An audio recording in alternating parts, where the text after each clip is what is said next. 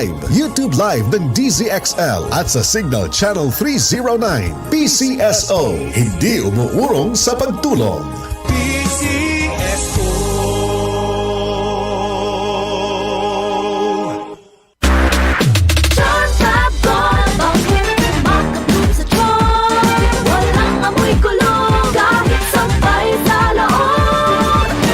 Charm Fabric Conditioner with Bloom Fresh Technology. May antibacterial na at ka-bloom sa bango ang damit.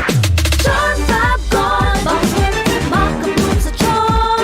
Walang amoy kulong, kahit sampay sa loob. Makabloom sa charm. Charm Fabric Conditioner. Manufactured by ACS Manufacturing Corporation. ISO certified. World-class quality. ACS. Santon Plus Herbal Capsule. Ako si Joseph. 5 years na akong Santon Plus Herbal Capsule user. Walang ibang gamot na nakapagpagaling sa aking cirrhosis of the liver, kundi Santon Plus Herbal Capsule lang. The best talaga. Santon Plus Herbal Capsule. Mabibili sa mga butika. TMC Philippines, in partnership with Pasay City LGU, for the benefit of the livelihood projects of the city government, Mayor Emmy Calixto Rubiano present Rock of the 80s. Rock of the 80s, featuring the hottest tribute band to Bon Jovi, together with our very own 80s band, Progeny and Pancake 80. On March 16 at the Cuneta Astrodome, 6 p.m. Tickets are now available at smtickets.com and all SM Ticket outlets nationwide. Rock of the 80s is brought to you by Jag Jeans, Midas Hotel and Casino, Nasty, Crazy Carabao Beer, and DZXL 558. Ito ang DZXL News. 558 kHz, 6 na dekadang maaasahan sa balita at serbisyo publiko. Ang himpilan ng RMN Network sa Mega Manila. Live sa radio at online. Malaki man o sa maliit na paraan, pwede kang maging bayani sa sarili mong kakayahan. Kwentong Bayani. Tunghayan ang mga storya ng bawat individual at organisasyon na siyang magbibigay ng inspirasyon sa mga komunidad, lipunan at sa bawat mamamayan. Kwentong Bayani. Kwentong Bayani. Kasama si Jojo Armenta at Radyoman Jenny Pahilanga sa Kwentong Bayani. Dito sa DZXL 558 Radyo Trabaho tuwing Sabado alas 10 hanggang alas 11 ng umaga at sa Facebook page ng RMN DZXL 558 Manila. Kwentong Bayani. Kwentong Bayani. Hatid ng Benita at Catalino Ya Foundation at ng RMN Networks. Kwentong Bayani. Kwentong Bayani. Magandang Sabado po sa inyong lahat ng umaga mga kasama. Radyoman Jenny Pahilanga at ito po ang Kwentong Bayani. Sa ngalan po ng aking partner Jojo Armenta na hindi ko po makakasama today.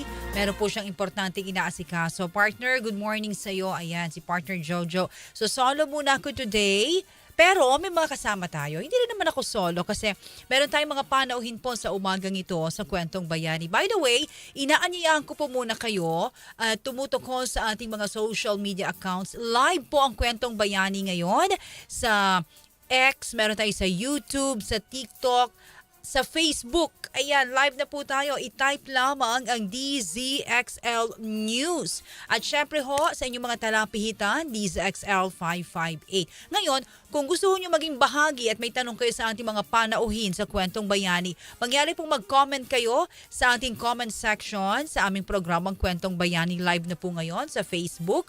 At pwede rin po kayong mag-text sa 0961 630-7106. No? Pwede ho kayo makibahagi at i-share po natin yan sa ating mga panauhin. Noong pong nakaraang Sabado, maganda ho ang aming mga naging talakayan ni partner Jojo at na ating pong mga panauhin na dalawa po yan. Pero syempre sa umagang ito, ang Kwentong Bayani po ay hatid sa inyo ng RMN at ng BCYF. Pakibisita nyo po ang official Facebook page ng BCYF, yung kanila pong mga aktibidades dyan, mga ginagawa po, programa, lagi pong naka-update yan dyan. So pakibisita po yung kanilang official Facebook page na BCYF. Doong nakaraang Sabado ay naging panauhin ho namin ang co-owner ng Sox Peppers, and sales director nito. At saka si Bettina. Naku, batang-bata si Bettina ng Amigo Coffee. Pinag-usapan ho namin nung nakaraang Sabado ni partner Jojo pa rin po ang pinag-uusapan natin is yung social enterprise, And of course, yung ating social responsibility. So for this morning, again, bahagi po ng ating social enterprise, social responsibility, citizenship, sustainability. Pag-uusapan pa rin natin yan ngayong umaga. At nako, marami ho kayong matututunan sa ibang bahagi ho sa atin sa Kwentong Bayani ng ating mga panauhin. Dahil inaantabayanan po natin si Jorald, si Neil, and John Paul, ang ating mga magiging panauhin po for this morning sa Kwentong Bayani. So kung ready na po, tawagin na po natin. At kung sino po ang nandyan na sa ating live via Zoom ngayon, ay tatawagin na po natin para maging bahagi na po at makasama na ng inyong radyoman Jenny sa ating pong talakayan sa umagang ito na dito po sa Kwentong Bayani. Like po ang aming programa, paki-share po ang Kwentong Bayani mga kasama. Ang ating panauhin po ay founder ng Cryptology Academy. He's also a market research analyst at Everest Venture Capital. Teacher siya sa Kolehiyo San Agustin, Bacolod. Taga Negros pala ito. Studied accounting and finance at University of Negros Occidental. Kababayan pala ito. At siya po ay nag-aral ng AB major in philosophy at Divine World Seminary. Mga kasama, for this morning, we have si John Paul muna. Okay, so we have the John Paul, of course, our guest po. Kasi marami tayong panauhin po for this morning, and so for this morning, unahin po muna natin, of course, si John Paul muna. Okay, si John Paul po, founder po ng Cryptology Academy. Hi, John Paul. Good morning. Live via Zoom. Hi, good morning. Good morning po. Good morning everyone. How are you today? Magandang araw sa ating mga listeners. Can I call you John for short? Apo, John. John Paul, whatever. The way I look at you, John, very young. How young na ba, John? I just turned 18 last October last year po. Oh, grabe. Very young. Oo nga, Okay, so John, while we're waiting pa rin doon sa ating mga iba pong mga makasama for this morning sa Kwentong Bayani, si John po ay tech founder ng Cryptology Academy, right, John? I think na baliktad po yun sa magiging kasama po natin. Pero kasama, ako po yung community lead for Notion Philippines dito po sa ating bansa. Sa iba naman pala to, si John po. Ayun, sa kabila naman siya. Okay. So,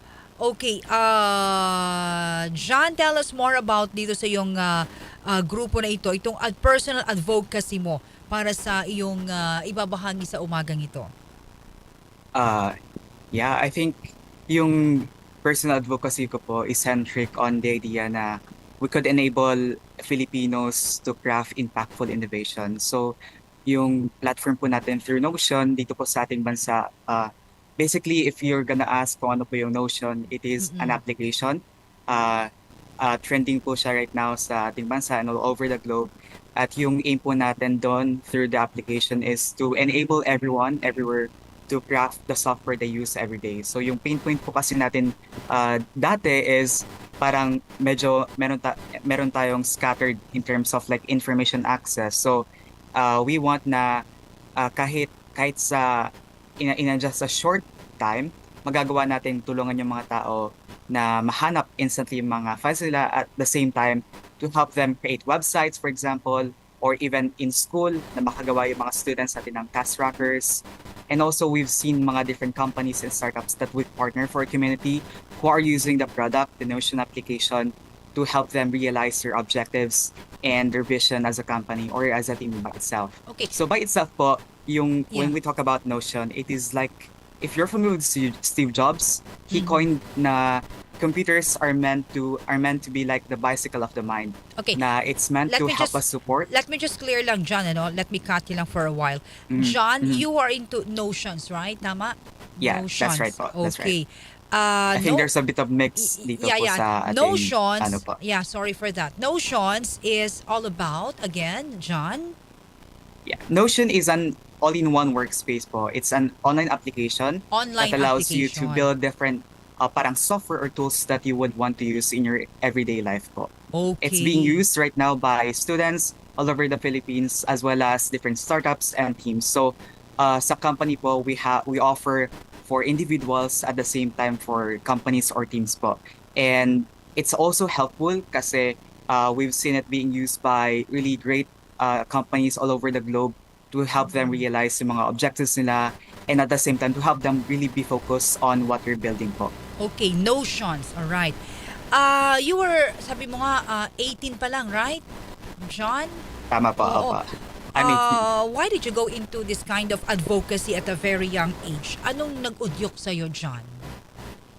from the very young age, I was immersed sa conditions here in the Philippines na I was I'm type of person na very observant when it comes to the environment. And so one of those realizations is that we have the talent here in the Philippines, but we do not have the resources or those na mag-urge sa atin into building world-class talents or platforms. And so when I got into Notion, that's the thing that was really resounded on me na as me as a Filipino, we should also help other people to or inspire them to help craft yung mga innovations and impact in just a simple ways. So my story actually started around in 2021. There was a program that Notion is rolling out in a private beta for developers. And back then, when I was invited, I really don't have any idea about the program that they have for developers. So basically, zero knowledge about what their program was. But in my mind, I want to diversify my knowledge as well as to really absorb the program. And by itself, also, if ever I find something of value, I ensure na binabahagi ko po siya sa, for example, sa peers, sa classmates, and everyone else around me. Para hindi lang one way yung learning. At the same time, nakakatulong din tayo sa ibang tao. And then, from then po, I got to work with other developers in the community sa developers. Okay.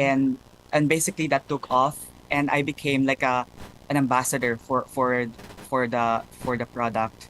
And you actually the story started with my love or yung pagkahilig ko po sa Lego blocks, because what Notion is like is it offers you set of building blocks. Diba sa Lego po, you could use or you could create different houses. Yeah, In my end po, I was able to create vending machines, for example, or different machines using Lego blocks.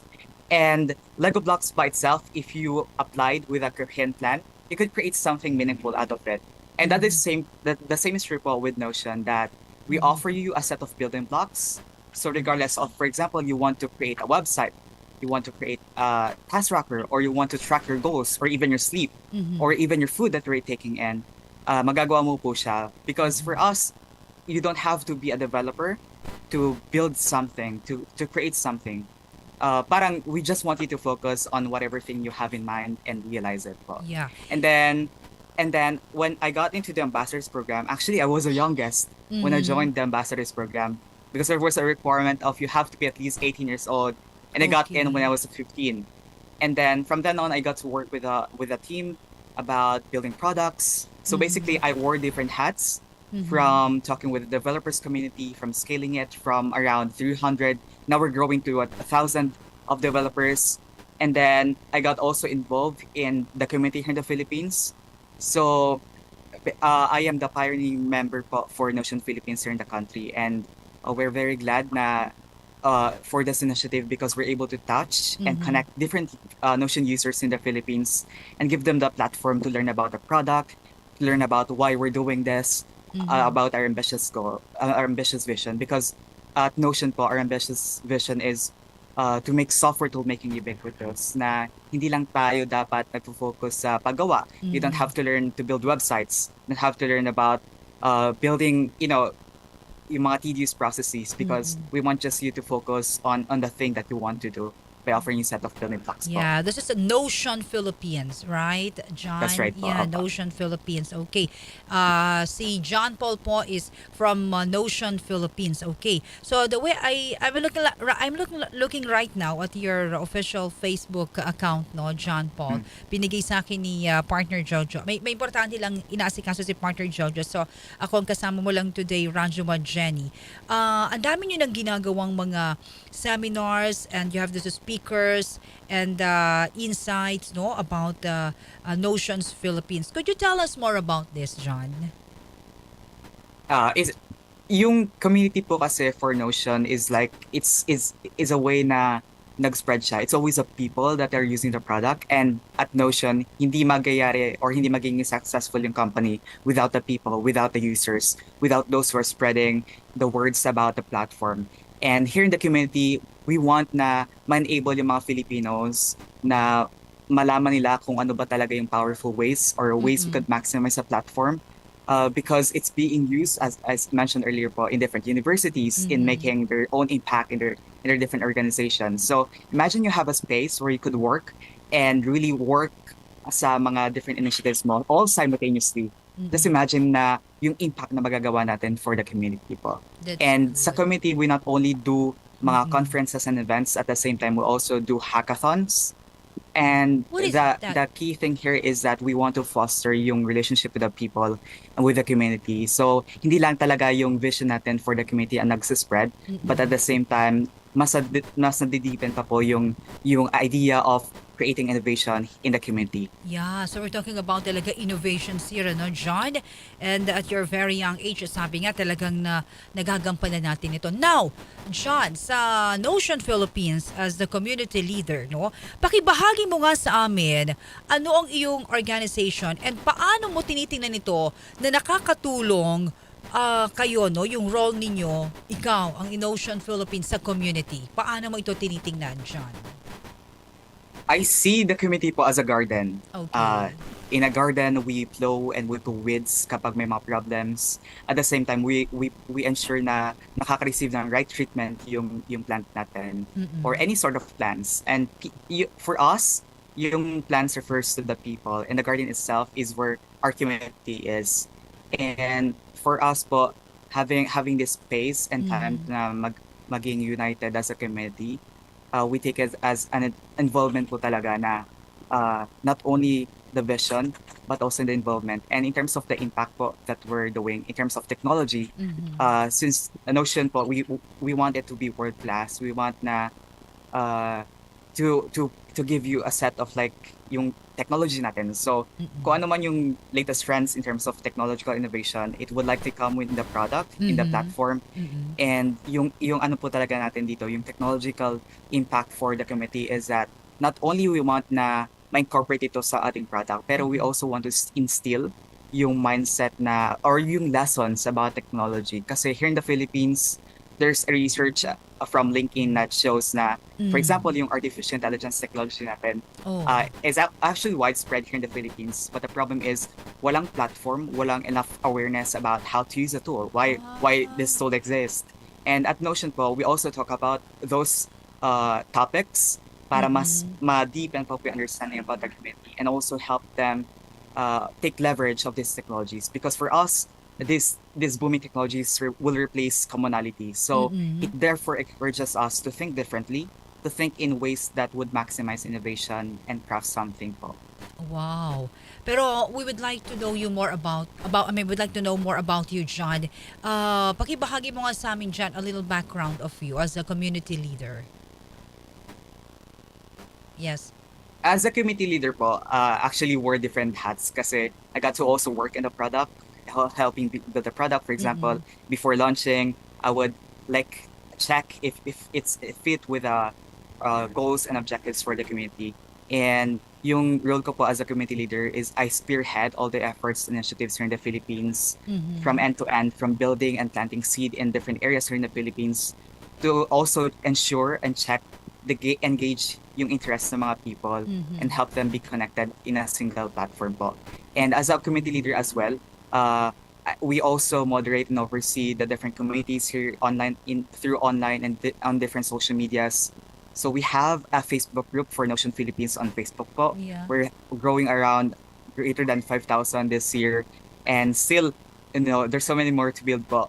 But as a committee leader as well po, not only we do conferences, but we also expand through partnership po, from partnering with different startups, with different companies here in the Philippines.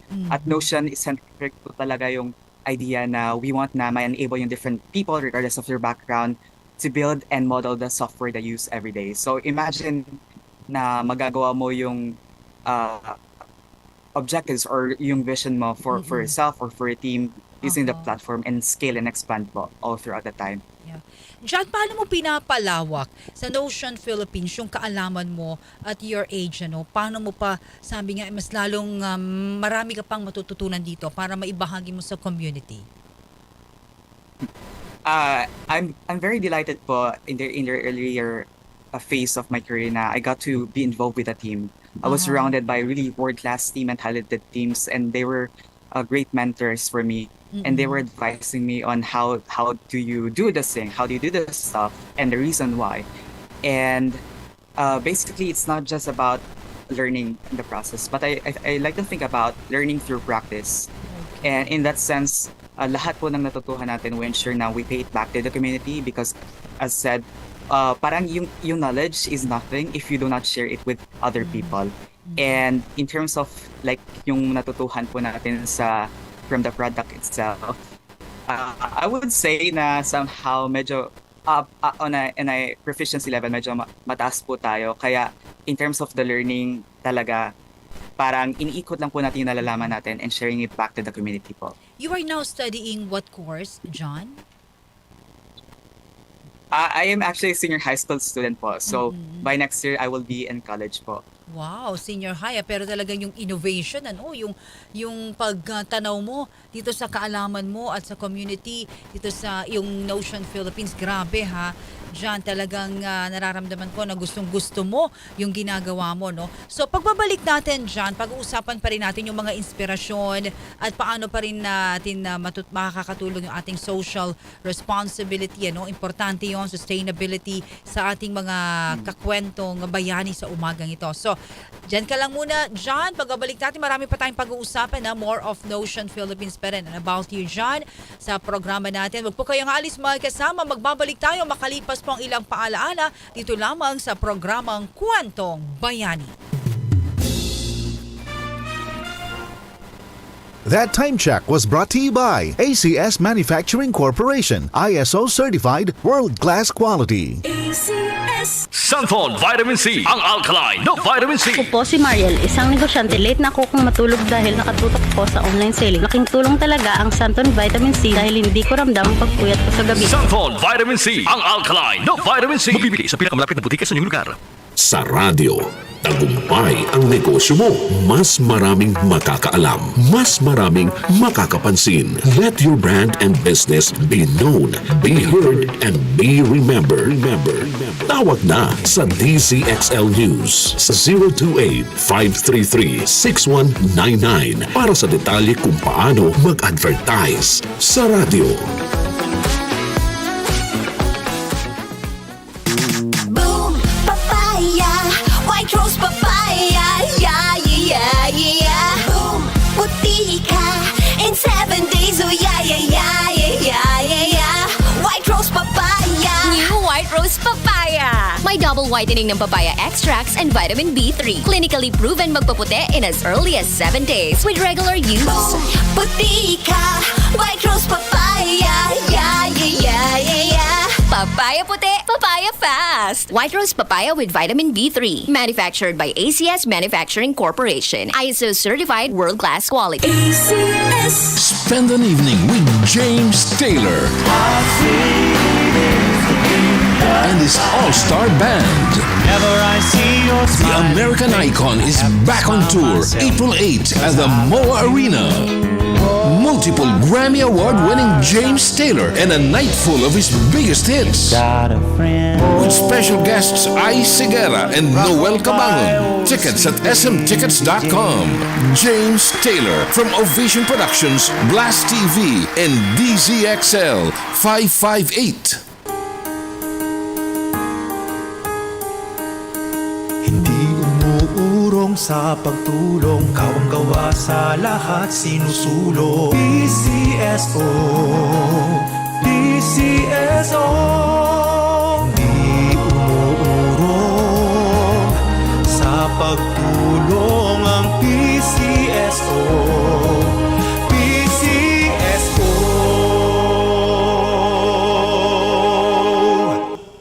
Basta balita, komentaryo, serbisyo publiko, tatak, DZXL News.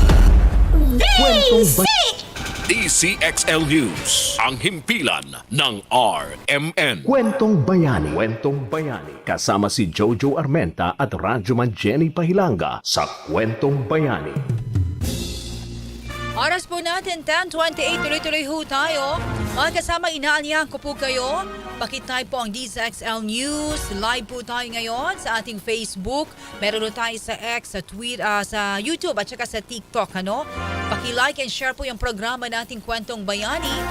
At syempre sa ating po namang DZXL News at sa official Facebook page po ng BCYF. Paki-like and share po. Sa umagang ito, kasama pa rin ho natin ang community leader po ng Notion Philippines, no? At a very young age, senior high pa lang siya, pero kita nyo naman, kapag siya ay nagsalita, talagang napakalalim po at napakalawak ng kaalaman sa ating pinag-uusapan ngayon. Of course, nandyan pa rin po yung ating pinag-uusapan na social responsibility po natin, yung ating pagkakaroon po ng usapin po sa mga innovation, ayan, citizenship, sustainability. Kasama ho dyan lahat sa ating kaibigan po at kasama ngayon na batang-bata, 18-year-old po, si John Paul Poliquit. Ayan, John Paul, balik tayo. Good morning uli. Morning po. Ayan, okay. So si John po ay bahagi po ng Notion Philippines. Kanina ay napag-usapan nga natin yung mga tulong sa community, yung role nito. Now, John, gusto nating malaman, ano ang naging inspirasyon para sa iyo o dito sa grupo ng Notion Philippines para sabi nga maging motivated ka, magpatuloy ka, gawin mo pa rin despite of all the challenges. Syempre, nandyan yan yung mga challenges na yan. Ano ang ginagawa mo para magpatuloy ka, maging motivated ka pa rin, John? Napakaganda po ng tanong na yan. And kasi po sa ating tao or in any industries po, the first question that they often ask themselves is, what can we do about something? Pero at Notion Philippines, we ask ourselves na, why are we doing what we do in the first place and how can we bring our cause into life? Just imagine yung thousands of people that we're able to tap and give the platform para matuto po sila and to instill the mindset of building. Napakalaking impact po ito sa ating community. Hindi lang sa community na dito sa Notion Philippines, but at the same time dito sa buong Pilipinas. Yeah. Filipinos are naturally talented. Napakalaki na ating kakayahan and also our capacity. Pero ang ano natin kasi is we're hesitant about building something. Kaya yung isa din po sa akin natutuhan from working on this platform is that hindi concern yung age natin in when we have something ambitious. As long as you're driven, as long as you have one thing in your mind that you're really pushing it for, walang imposible. As long as also considering na sa akin po napakalaki po ng role ni God sa akin na I see na God is my rock and my refuge, na in any way or encounters, for example, may challenges sa community, I always seek na si God yung first na lalapitan natin. And just imagine you have that creator within you, and therefore nothing will come, no harm will come after you po. Yeah. And that's just one of the motivating thing na meron kay God as long as you trust and have a relationship with Him. And nakikita naman po natin sa community natin na we're driving different efforts, we're driving different events, we're driving different projects simultaneously, all at the same time, all around the Philippines. And ito po yung isa sa piece natin na nakaka-motivate sa atin na hindi lang tayo nakakatulong to spread about the awareness sa product and about the vision ng product. pero nakakatulong tayo sa ibang tao, nakakatulong tayo mag-build ng knowledge and help them realize yung capacities nila and build talaga yung building na mindset po. Yeah, that's very important. Now, John, hindi ka nag-iisa na aking kasama ngayon dahil gusto ko rin ipakilala sa iyo at sa ating mga nanonood at nakikinig po. Kasama natin live via Zoom po our second guest ay co-founder naman siya, John, mga kasama po ng EdTech Startup. Okay, kasama natin live via Zoom si Neil Soria. Neil, good morning. Kasama natin si John, ang iyong Radyo Man Jenny. Magandang umaga. Hi Jenny, and sa mga nanonood at nakikinig, magandang umaga. Yeah, and po sa inyong John lahat. also with us, Neil, the community leader for Notion Philippines, is also with Hi, us. John. Yeah. Okay. So Neil, balikan ko lang tell us more something about your advocacy, your personal advocacy, and what is this EdTech Startup all about? Pakibigyan mo naman kami ng brief history dito. Okay, paano ko ba sisimulan to? Mahabang kwento, pero siguro sisimulan ko na lang sa kung ano ba yung nakikita and observation namin na problema na tinatry naming solusyonan sa Socio. There was a study by PIDS, current study, and I was looking at it. Sabi, 40% ng mga Pilipino ang underemployed, or pwede din naman na they are too skilled for the job that they are currently in. Okay. Which means they are over-credentialed. This results to a 5% decrease or more, 5% or more decrease in their wage based on the education na tinanggap nila nung nasa kolehiyo sila. So this is alarming in a way because makikita natin na there is still, and it has been evident ever since, na meron tayong tinatawag na skills job mismatch. Okay. So,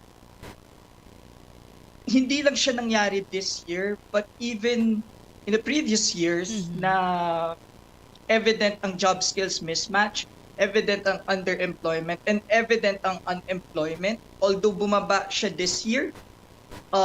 But since 2019, naging steady yan at 4 to 5% ang ratio, ang rate ng unemployment sa bansa. So, nung nasa Vietnam ako, I was a teacher. I was an English teacher back then. Okay. Pero prior to that, I was a sustainability consultant under a Dutch company. When the former president passed the Startup Innovation Act or the Startup Innovation Law, I pondered, babalik ba ako sa Pilipinas to put up an EdTech startup? Okay. Or would I stay in Vietnam? And if I stay in Vietnam, probably mahihirapan ako because there are cultural barriers. There are challenges that I will be experiencing in terms of the ease of doing business. Okay. So when I came back to the Philippines, me and my team, I called some of my friends. Sabi ko, nakita ko na there's a growth in terms of career coaching and personal coaching services sa Vietnam. Okay. And we try to understand the trends, and we realize na may community dito ng mga career coaches, life coaches. And the problem here is that itong mga career coaches na to na pwedeng makatulong in actually helping young people, helping those who are challenged career-wise, understand more their career track goals and dreams. Hindi sila easily accessible. Sa mga kumpanya, it's a very exclusive service para sa mga executives lang or mga top managers. Well, in fact, ang pinaka may kailangan dito sa mga career coaches na to is yung mga underperformers and every employee in the workspace. So, naisip namin nung team ko, how do we democratize these kinds of services so that the masses, so that every employee in the workplace would have access to it? Okay. And that's where we realized that, we can actually match people. So, ginawa namin siya tiered service. We gamified it. Ginawa namin siya ng pricing model. Ng tamang pricing model na titingnan ng mga coaches as a reference point when they're doing their services. Kasi maraming coaches, hindi nila alam paano pepresyohan ng servisyo nila. So, Okay. yun nagtinulong namin sa mga coaches. At the same time, connecting them to the market, a market that needs these career coaching services. So, we started building the app in 2020, launched a concierge model in 2021. Back then, maniwala kayo, no? Because of the power of data, because of the power of market segmentation, in 15 days, 7 coaches namin ang naging profitable sa negosyo nila. And we were able to help hundreds of young people really understand their career track. So, basically, that's the gist of what we do in social. Yes, EdTech startup. That's good. Magandang pakinggan, ano, sabi nga kwentong bayani.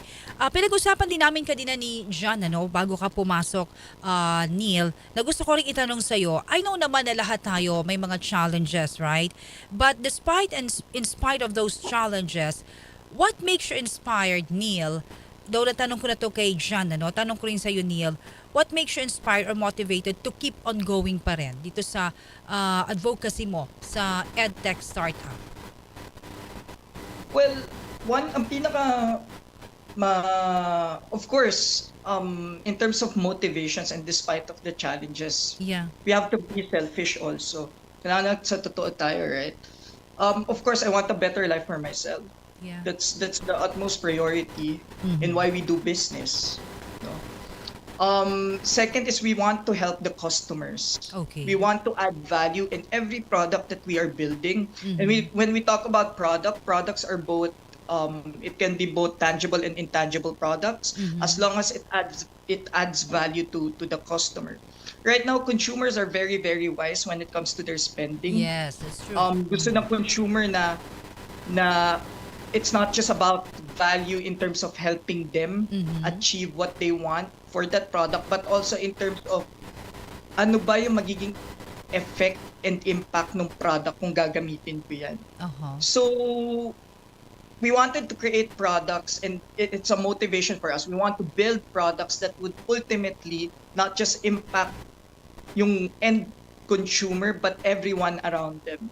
So probably that's what motivates us. And the best motivation is that if we receive social proof or social testimonials na, hey, your product really helped me, or your service really helped us, or your app really did wonders for us. I think that's the biggest motivator for us to keep on pushing forward, because we know that the products that we are building is the right product that the customer would use.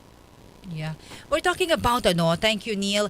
John and Neil, we're talking about technology, diba? The advancement to technology. Now, balikan kita, Neil, and then si John. Ikaw muna, Neil. How do you think, itong pinag-uusapan natin sa Kwentong Bayani, itong technology na ito or advancement of technology ay makakatulong, sabi nga, in creating positive social impact, Neil? Technology is a wide field, but probably ang ifo-focus ko na lang sa conversation natin, Janino, is on the area of artificial intelligence, because yan ang pinaka-latest ngayon, right? The Philippines recently developed the AI roadmap. Okay. It's in the process. They some of my professors in the Asian Institute of Management actually helped in launching that. So, itong AI roadmap na to is yung magiging guide natin towards becoming at the forefront of AI initiatives, not just in Southeast Asia, but equally in Asia. When we talk about artificial intelligence, generative AI, like ChatGPT, daming nag-uusbungan ngayon. Usually, pag nasa work ka, ang unang mararamdaman mo is that you will feel threatened. Especially because if yung mga skills mo, and malalaman mo naman yan hindi na siya tugma and pwede ka na mapalitan. Meron akong isang case study na isang kumpanya na they're doing things manually, operations-wise. But yung executive nila and yung board nila nag-decide na to automate some processes and some steps doon sa serbisyong ino-offer nila. That would affect more than 50 employees, which means 50 employees ang mawawalan ng trabaho because of that automation process. Okay. So if you yourself you're not familiarized with how AI works, how Web3 works, and how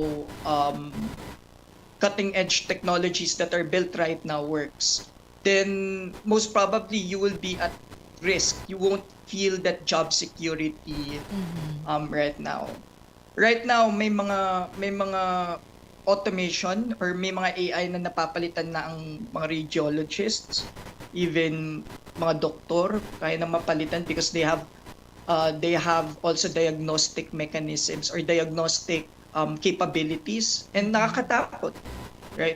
So yun ang mga factors that we should take a look into when we talk about technology, specifically AI. How would we upskill ourselves? How would we become relevant even with the ongoing talks of artificial intelligence and automation?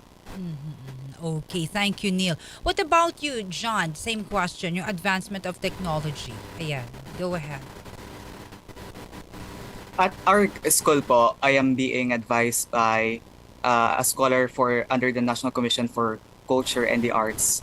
And basically, sabi niya po na arts is centric on the concept ng ginhawa. And yung ginhawa po, in short for convenience, na it's part of a human construct to always look for ways to improve our living conditions, to improve our systems and processes. And dito po sa technological innovation, Notion is at the forefront of different innovations sa technology. Anything na latest, anything na bago, it would usually be applied to the product itself. And for me po, yung advancement sa technology not only helps us na ma-improve yung system or processes natin or living conditions, but at the same time, it encourages us to model these tools para magamit natin as leverage to building something or crafting something. We've seen different startups, different companies, different organizations use these technological innovations. For example, like Neil mentioned, like artificial intelligence that drives their systems and processes. For some startups, they are using AI and generative technologies po in helping them summarize their documents. Or sa Notion po, we have a feature called Q&A. Basically, the problem before is we often have to look for files na naka-categorize into different folders. What if you want to look for specific key terms or words or phrase sa document mo? It would usually take you so much time or napaka-tedious ang process just to look for those files. And sa Notion po, through the Q&A, just type something like mention mo lang po yung certain key phrase, and it would turn you back so kung ano ba sa resource or location ng file na yon. And in that sense po, nakaka-save siya ng time. At the same time, improves efficiency. Kasi in technological innovation, we want to maximize malesen yung time natin sa paggawa ng something. So we could focus on other things that truly matter. And AI, for example, like yung computing pioneer po natin na si Douglas Engelbart, he coined or he envisioned yung computers natin as a means or as a tool to augment our cognitive abilities. And siguro dito sa Philippines, through our organization as well, namumulat po yung mga youth in particular and other people sa kung bakit pa talaga nagbo-boom yung mga technologies na to. Not because we want to replace yung mga tao, not because we want to replace their skills, but we want to extend and augment or amplify yung cognitive abilities natin mga tao so we could focus on other things that truly matter po. Okay. And in my personal po, in school, I also do independent researches that explores different technologies or state-of-the-art technologies. For example po, in my latest research, I am exploring the use of machine learning para i-apply sa mga visually impaired people for them to navigate sa mga crossroads natin para hindi po sila mahirapan. Kasi ang problem with cane, as proven by research, is napakahirap niya po in terms of navigation kasi kinakapa-kapa mo po yung different textures ng roads to assess the elevation.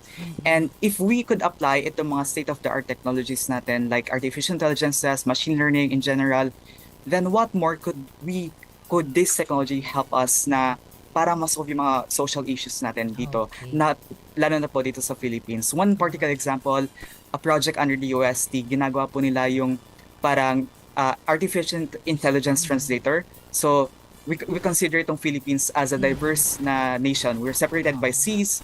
At in terms of our culture, iba-iba po talaga tayo. And isa po yung language natin as concrete and tangible evidence po doon. And through the DOST, yung AI technology po na yon could help translate or could help learn yung mga different languages po natin dito sa Philippines. And also as means po to preserve the different languages and the heritage that we have in the Philippines. Very well said, John. But we're running out of time. John and Neil, siguro hingan na lang namin kayo ng parting words and invitations to all our listeners and viewers ng programang Kwentong Bayani. Napapanood tayo ngayon live. Neil, ayan, parting words and how to create, sabi nga, good impact. Parting words. Go ahead, Neil. Okay, probably I'm in the area of product management. So ang masasabi ko for interested or inspired product people who wants to be future product leaders in the space of technology, and not just in technology but any product, is always start with the customer. Everything, all products na binibuild nyo is all about the customer. And it has to add value always.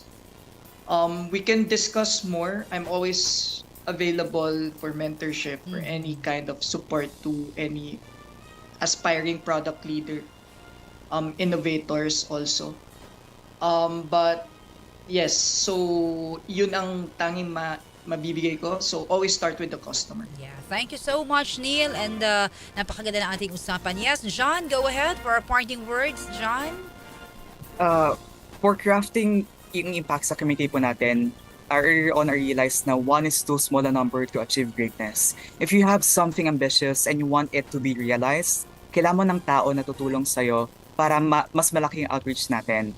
And if you're going to look back sa mga like Apple or Steve Jobs, importante yung people natin, and therefore we should always look people as a vital. Hindi lang siya para mapakalat or ma-realize yung vision natin, but at the same time ma-foster yung impact natin sa community natin and help them be engaged sa mga different ways where we could be involved sa community and innovation dito sa Philippines. At the same time po, while I do independent like volunteering sa mga STEM initiatives here in Manila to address yung gap natin sa education. Siguro isa po sa message is na hindi imposible na magawa mo isang bagay as long as you do not doubt yourself. It always starts within yourself na makakatulong sa'yo para ma-realize mo yung mga bagay. All along, it's always gonna be you that will take it from there, and it's always gonna be the small steps na makaka-contribute to achieve big leaps po. Okay, all right. Thank you so much. And salamat John and Neil, to both of you. More power until next time sa Kwentong Bayani. Magandang umaga. Maraming salamat. Maraming salamat po. Mga kasama yan po naman, thank you, live via Zoom, si John Paul Poliquid po, na community leader po yan ng Notion Philippines. And si Neil Soria via Zoom din kanina kausap natin, of course, co-founder naman ng EdTech Startup. So more on this advancement of technology, innovation, social responsibility, lahat kasama na po dyan. Inaanyahan ko po kayo, bisitahin po ang official Facebook page ng BCYF, ng Benita and Catalino Yap Foundations. Meron po sila dyang mga announcement at mga pinopost po na ating mga naging panauhin sa programang Kwentong Bayani.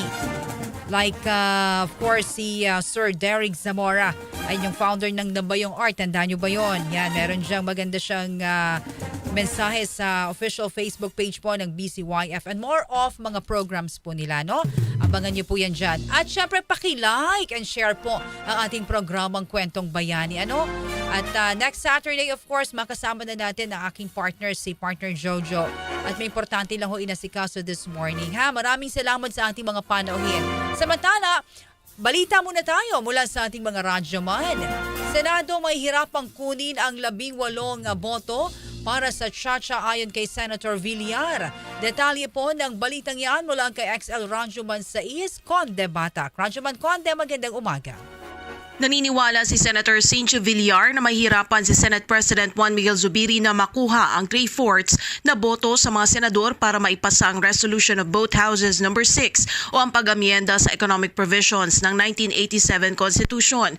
Isa si Villar sa mga senador na hayagang tumututol sa charter change. Sa tingin ng mambabatas, mahihirapang kumuha ng 18 boto si Zubiri pabor sa Chacha dahil sa pangamba na mapasukan ng pag-amyenda sa political provisions ang panukala. Hindi rin kumbinsido si Villar na pumabor sa Chacha sa kabila ng ginagawang pagdinig ng Senado para maglatag ng rules na kapareho sa Kamara para talakayin at aprubahan ang Chacha. Git ng Senadora, wala namang kaugnayan at hindi makakaapekto sa pagboto ng mga senador ang pagsasaayos ng rules ng Senate. Ayaw naman pangunahan ni Villar kung sino-sino mga senador ang posibleng tumutol sa Chacha pero nakatitiyak siyang mahirap kunin ang 18 boto. Kasama mo sa Senado, Radyo Man Sais, Conde Batak, Tatak Arm, and DZXL 558. DZXL Radyo Man Report. Isang kongresista naman may babala laban sa paggamit ng Glutadrip. Naku, eto na ha. Alamin natin mula kay XL Radyo Man 1, Grace Mariano. DZXL Radyo Man Report. Binalaan ni House Deputy Majority Leader at Iloilo 1st District Representative Janet Garin ang publiko laban sa negatibong epekto ng paglalagay ng glutathione sa katawan. Bilang dating Health Secretary ay pinaliwanag ni Garin na ang pagkakaroon ng maputing balat ay epekto ng overdose ng glutathione at ito ang nagiging sanhi para madaling kapitan ng cancer ang isang tao. Ayon kay Garin, hinaharang ng glutathione ang pigment cells o ang melanin na siyang proteksyon o parang bubong na nag-absorb ng radiation kaya mas nagiging prone ang isang tao sa cancer. Dagdag pa ni Garin, ginagamit ang glutathione ng mga cancer patients bilang immune booster habang sila'y sumasailalim sa chemotherapy para hindi madaling kapitan ng sakit, subalit mayroon itong side effect. Upang palakasin ang immune system ay pinayuhan ni Garin ang publiko na kumain ng masustansyang pagkain, mag-ehersisyo araw-araw at magkaroon ng sapat na tulog. Nauna rito ay tinutulan din ng Department of Health ang paggamit ng glutathione para sa pagpapaputi ng balat dahil hindi naman umano inaprubahan ng Food and Drug Administration ang anumang injectable na produkto para sa pagpapaputi ng balat. Kasama mo sa Kamara, Radyo Man 1, Grace Mariano, Tatak Armen, DZXL 558. Maraming salamat. Samantala, Tara Basa Tutoring Program inilunsad na rin sa Cebu City ng DSWD. Detalye ng balitang yan mula kay XL Radyo Montreal, Silvestre Rambolabay. DZXL Radyo Man Report. Radyo Man Jenny, nilunsad na ng Department of Social Welfare and Development ang pinalawak na pagpapatupad ng Tara Basa Tutoring Program sa Cebu City. Pinangunahan mismo ito ni DSWD Secretary Rex Gatchalian ang kick-off activity sa nasabing lungsod.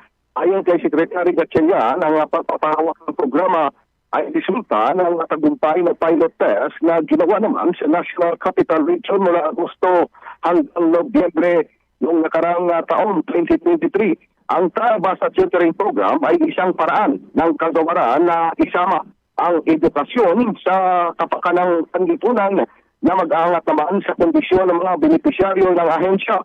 Paliwanag ng talihim ang tagumpay ng programa sa pagtuturo at nakatulong sa mga nahirapan na hindi marunong magbasa sa elementary students sa loob ng 20 araw na after-school reading sessions. Binigyan din pa ni Gatchalian na ang kahalagahan ng programa ay para naman sa mga mag-aaral sa kolehiyo mula sa estado at lokal na universidad at kolehiyo na nangailangan ng suporta para sa kanilang mga pag-aaral. Kasama mo sa Quezon City, Radyo Man 3, Silvestre Rambolabay, Tatak Armen, DZXL 588. Maraming salamat, XL Radyo Montres Silvestre Rambolabay, Tara Basa pala yun. Reading. Ayan, salamat po. Nako, tayo ho ay magbabalik na next Saturday, ano? Alas 10 po hanggang alas 11 ng umaga. Abangan niyo po ang mga kapanapanabik pa ring episode natin sa Kwentong Bayani at kung sino-sino naman po yung ating mga magiging panauhin, ano? And of course, social responsibility, innovation pa rin po. Kasama natin yan pinag-uusapan sa Kwentong Bayani. Muli po, sa ngalan ng aking partner Jojo Armenta at salamat din po kay Sir Ron Marcelino at sa ating mga kasama sina Don, sa digital, sa technical po at sa ating mga radyoman. Muli po, hanggang sa susunod na Sabado, alas 10 hanggang alas 11 ng umaga. Ako po si Radyoman Jenny Pahilanga sa ngalan ni partner Jojo Armenta dito pa rin po sa programang Kwentong Bayani.